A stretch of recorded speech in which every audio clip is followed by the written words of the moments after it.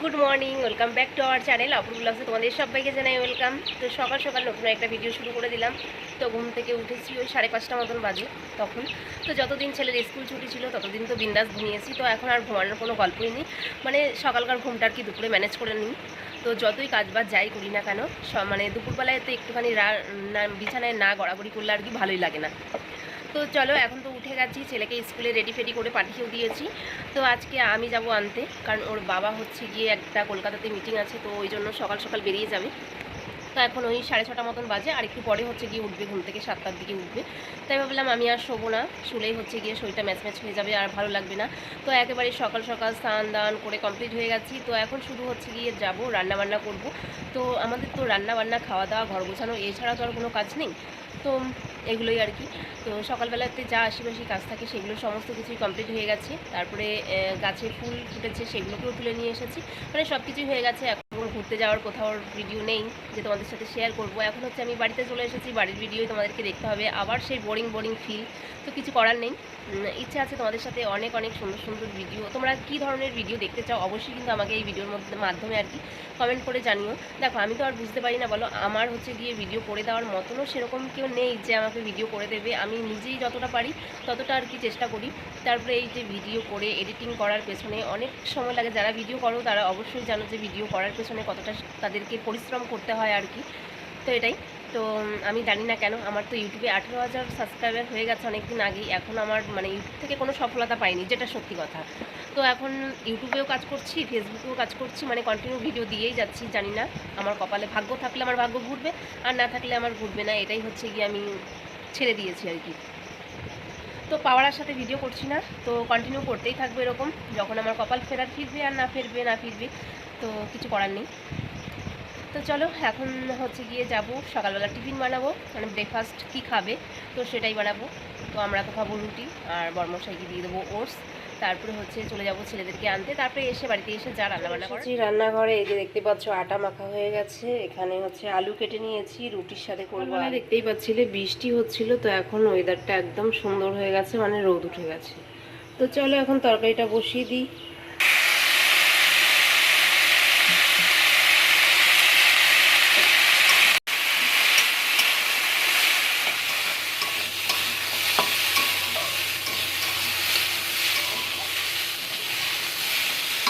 রুটি করা সব কমপ্লিট হয়নি, তো এদিকে একজনের খাবার রেডি হয়ে গেছে।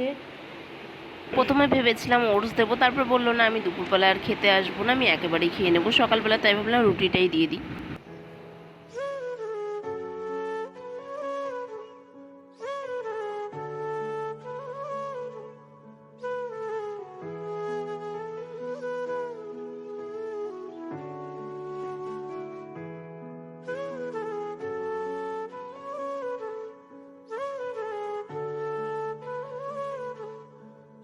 সোজাভাবে বের করতে পারো না গাড়ি, সবসময় উল্টো দিকে গাড়ি বের করে, এত টেকনিক।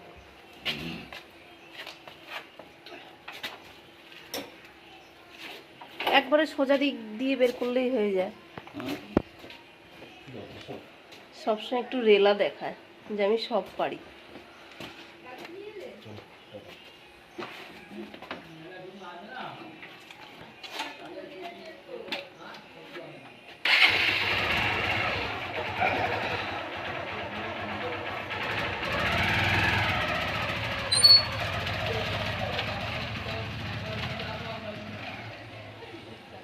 চলে এলাম ছাদে, কারণ সকাল জামাকাপড়গুলো দেওয়া হয়েছিল।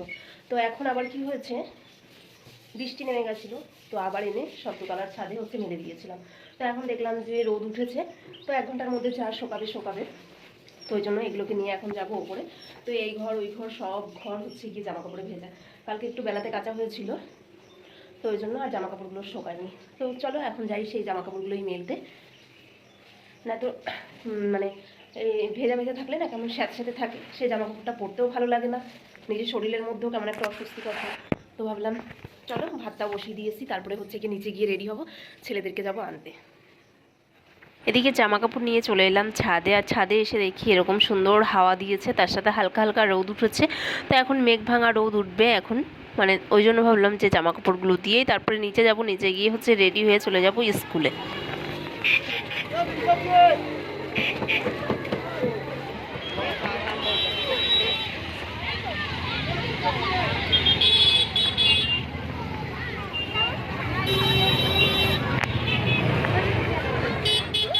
সময় স্কুলের সামনেটা এতটা ভিড় হয় সে আর কি বলবো। তো আমি গেছিলাম অনেকটা লেট করেই, তারপরে ফাইনালি এই যে নিয়ে দেখতে পাচ্ছ অটোতে উঠে গেছি। এখন হচ্ছে গিয়ে সোজা গিয়ে নামবো পেয়ারা বাগানে।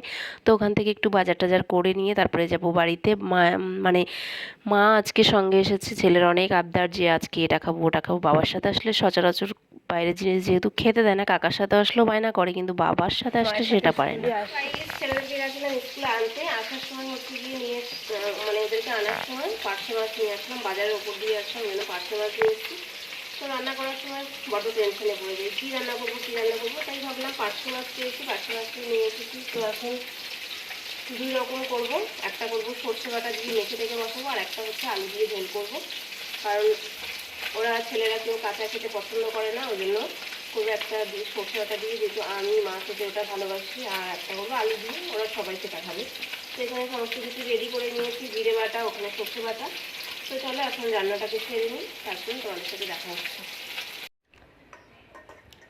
তো গাইস, খাওয়া দাওয়া কমপ্লিট করে দেখতেই পাচ্ছ লঙ্কার গুঁড়ো দিয়ে হচ্ছে গিয়ে লাল লাল করে পেয়ারা মাখা নিয়ে বসেছি। তো গুড ইভিনিং বন্ধুরা, দেখতেই পাচ্ছ এখন আমি রেডি হয়ে গেছি, যাব হচ্ছে গিয়ে ছেলেদেরকে পড়তে দিয়ে আসতে।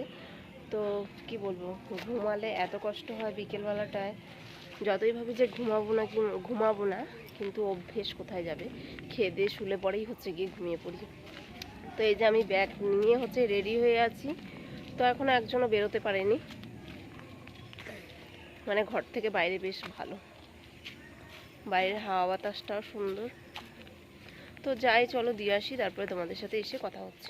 ছেলেদেরকে পড়তে দিয়ে এসে বাড়িতে এসে সন্ধে টন্ধে সব দিয়ে এখন বসেছি কাঁঠাল দানা, তারপর শাক পাতা, এগুলো কাটতে, শাক পাতাটা কেটে রেখে দিয়েছি, এখন বসে বসে কাঁঠাল দানা কাটছি। কাঁঠাল দানা খেতে আমার ছেলে খুব ভালোবাসে, ওই জন্য ভাবলাম কালকে করবো, আজকে একটু কেটে কুটে গুছিয়ে রাখি, নুন হলুদ মাখিয়ে রাখলে না ভাজলে ওটা মচমচে হয়, বেশ ভালোও লাগে। তো গাইস, আবারও চলে এসেছি তোমাদের সামনে। তো ছেলেদেরকে পড়তে দিয়ে এসে তারপরে সন্ধ্যাবেলার ভিডিওগুলো আর তোমাদের সাথে ক্যাপচার করিনি, তো মনে ছিল না আর কি। তো সন্ধ্যাবেলায় এসে প্রার্থনা করলাম, সবাইকে সন্ধ্যে টিফিন, চা, মুড়ি এসব খেতে দিলাম, তারপরে সেগুলো তোমাদের সাথে শেয়ার করলাম না। তো রোজ দিন একই ভিডিও দেখতে কি তোমাদের ভালো লাগবে বলো তো? তোমাদের হচ্ছে গিয়ে একদমই লাগবে, বেশ ভালো লাগবে না, বোরিং বোরিং ফিল হবে। তাই ভাবলাম তোমাদের সাথে আর সেগুলো শেয়ার করবো না, চলো তোমাদের সাথে একটু গল্প করি। তো এখন এই যে চলে এসেছি ঘরে, এই যে দেখতে পারলে কাঁঠাল দানা ফানা সব কেটে হচ্ছে গুছিয়ে রেখেছি। আমার ছেলে হচ্ছে গিয়ে খেতে খুব ভালোবাসে, আজকে যেমন কাঁঠাল দানা বাটা করেছিলাম ও ওই দিয়েই ভাত খেয়েছে, ও মাছটা সেরকম একটা খেতে পছন্দ করে না। তো ভাবলাম কালকে ওটাকে হচ্ছে গিয়ে ভালো করে মচমচে করে আর কি ভাজা করবো। এই বাড়িতে ভাজাটা খায়, আমাদের বাড়িতে তরকারিতে যেরকম খায় আর কি, তো এই আবার ভাজাটা বেশি পছন্দ করে। তো ভাবলাম চলো বসে আছি সন্ধ্যেবেলায়, সেরকম একটা কাজ বাজ নেই, ও কেটে রাখি। চা তো রান্নাবান্না সব করে নিয়েছে, আর এখন এই যে ইনি হচ্ছে ল্যাপটপ নিয়ে বসেছে, কাজ করছে আর কি, আর আমি আর ছেলে বসেছিলাম, ছেলে পড়ে এসেছে। তাহলে চলো এখন হচ্ছে গিয়ে ছেলেকে খাইয়ে দিই, আর এসে আর জামা চেঞ্জ করিনি। দেখবে গরমের মধ্যে ইচ্ছে করে না যে তো মানে শাড়ি পরে সুন্দরভাবে ভিডিও শেয়ার করবো, ইচ্ছে তো করে যে তোমাদের সামনে প্রচুর ভিডিও শেয়ার করি, এই ওই মনের মধ্যে অনেক প্ল্যানিং আছে, তো কিছুই সাকসেস হচ্ছে না আর কি। তো কি করব, তো এরকমভাবেই হচ্ছে গিয়ে যেরকম পারছি সেরকমই তোমাদের সাথে শেয়ার করছি। তো এসে এই যে কিছু রিলস বানালাম, তো সেগুলো কালকের জন্য মানে কালকে হচ্ছে গিয়ে ছাড়বো, তার জন্য রিলস বানিয়ে নিয়েছি। তো ভাবলাম ছেলেদেরকে যখন দিয়ে আসতে গেছি, তো সেই জামাটা চেঞ্জ করিনি, তো এটা পরে একটুখানি রিলস বানিয়ে নিলাম। আর চলো তোমাদের সাথে তাহলে ভিডিওটা এখানেই শেষ করছি, আবার দেখা হবে কালকে নতুন ভিডিওতে। সবাই ভালো থেকো, সুস্থ থেকো, আবার দেখা হবে কালকে।